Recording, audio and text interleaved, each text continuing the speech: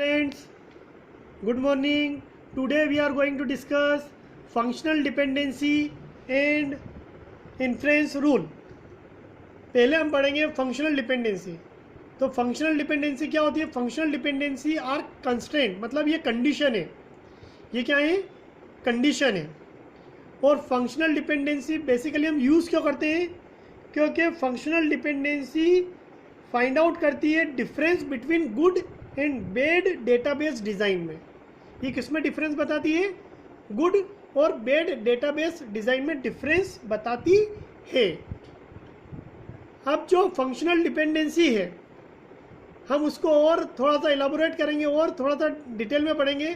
तो अगर हम बोलते हैं कि जो एट्रीब्यूट के सेट है एक्स, जो ए सेट ऑफ एट्रीब्यूट एक्स के जो एट्रीब्यूट के सेट हैं वो फंक्शनली डिटरमाइन कर रहे हैं वाई के एट्रीब्यूट के सेट को. इसका मतलब ये है कि जो वैल्यू ऑफ एक्स है वो डिटरमाइन करेगी यूनिकली वैल्यू ऑफ वाई को. किसको डिटरमाइन करेगी? वैल्यू ऑफ वाई को. अब जो फंक्शनल डिपेंडेंसी है इसको हम कौन से सिंबल के द्वारा डिनोट करते हैं? एरो के द्वारा. फंक्शनल डिपेंडेंसी को हम कौन से सिंबल के द्वारा बताते हैं? एरो के द्वारा. यहाँ हम देख सकते हैं एक्स डिटरमाइन वाई, मतलब Y is functionally dependent on X. इसका मतलब ये है कि जब भी दो टपल की वैल्यू सेम होगी एक्स के लिए, they must have the same value for the Y. Okay. इसके बाद फंक्शनल डिपेंडेंसी के बाद हम पढ़ेंगे इन्फ्रेंस रूल. क्या पढ़ेंगे? Inference rule. इन्फ्रेंस रूल में बोला जाता है कि हमें set of functional dependency given होती है और we can infer additional functional dependency from that. Inference rule को हम आर्म स्ट्रॉन्ग इन्फ्रेंस रूल भी कहते हैं. इन्फ्रेंस रूल को हम आर्म स्ट्रॉन्ग इन्फ्रेंस रूल भी कहते हैं. या कई जगह हमने इसके लिए एक्सियम वर्ड भी यूज़ करते हैं. एक्सियम का मतलब होता है सेट ऑफ इन्फ्रेंस रूल. सबसे पहला जो इन्फ्रेंस रूल है रिफ्लेक्सिव, जिसको हम इन्फ्रेंस रूल 1 IR1 कहते हैं. इसका मतलब ये होता है कोई भी चीज़ समथिंग डिटरमाइन इटसेल्फ, अपने आप को जो डिटरमाइन करे. अगर हम यहाँ देखते हैं if y is a subset of x, y उपसमुच्चय है x का. इसका मतलब ये है कि x डिटरमाइन कर रहा है y पर, या y is functionally dependent on x. मतलब यहाँ पर हमने ये बोला है एक तरह से ट्राइवल रूल फॉलो हो रहा है. यहाँ पर कौन सा रूल फॉलो हो रहा है? ट्राइवल. सेकंड रूल है हमारा इन्फ्रेंस आर्ग्यूमेंटेशन रूल. ये कहाँ यूज होता है? चलिए, टू इम्प्लीमेंट समथिंग. यहाँ हम देखेंगे इफ एक्स डिटरमाइन वाई. तो अगर मैं कोई दूसरी चीज़ का यहाँ मल्टीप्लाई कर दूंगा तो आप देखोगे मैंने दोनों तरफ किसका मल्टीप्लाई करा? जेड का.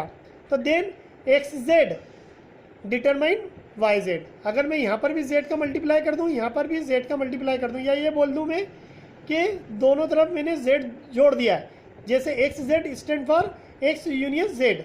अगर मैंने दोनों तरफ जेड जोड़ दिया है तो X Z determine Y Z, मतलब Y Z is functionally dependent on X Z. तीसरा मेरा जो रूल है, जो मोस्ट इंपॉर्टेंट रूल है, बहुत यूज़ होगा हमारा नॉर्मल फॉर्म के अंदर, इन्फ्रेंस रूल 3 ट्रांजिटिव डिपेंडेंसी बताता है. इसका मतलब ये है कि अगर एक्स वाई को डिटरमाइन कर रहा है और वाई जेड को डिटरमाइन कर रहा है तो एक्स जेड को डिटरमाइन करेगा. मतलब y is functionally dependent on x and z functionally dependent on y. Ultimately z is functionally dependent on x. ये जो 3 रूल हैं ये इन्फ्रेंस रूल है.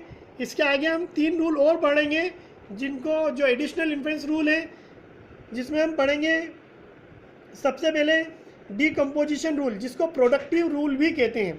अगर मान के चलिए एक्स डिटरमाइन करता है वाई जेड को, इसका मतलब ये है कि ये इंडिविजुअल भी एक्स वाई को डिटरमाइन करेगा, एक्स जेड को डिटरमाइन करेगा.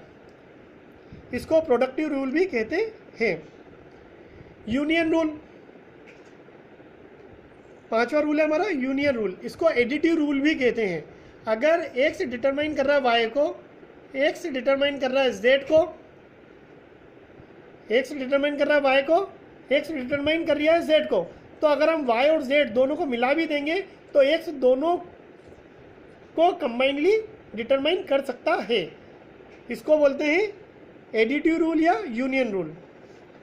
सबसे लास्ट में हमारा है pseudo transitive rule. Pseudo transitive rule में आप देखेंगे अगर एक्स वाई को डिटरमाइन कर रहा है एंड डब्ल्यू वाई जेड को डिटरमाइन कर रहा है, तो हम क्या करते हैं, जो डब्ल्यू एक्स है वो किसको डिटरमाइन करेगा, जेड को। मतलब यहाँ क्या हो गया है, एक्स डिटरमाइन कर रहा है वाई को, तो हम वाई की वैल्यू किससे रिप्लेस कर रहे हैं यहाँ पर, एक्स से, तो डब्ल्यू एक्स डिटरमाइन जेड। अब नेक्स्ट लेक्चर में हम पढ़ेंगे क्लोजर। जो नेक्स्ट लेक्चर रहेगा उसमें हम पढ़ेंगे क्लोजर। क्लोजर हम क्यों यूज़ करते हैं उसमें मैं ये बताऊंगा, और क्लोजर के बारे में डिटेल भी बताऊंगा, आप भी पढ़ के रखना। Thank you.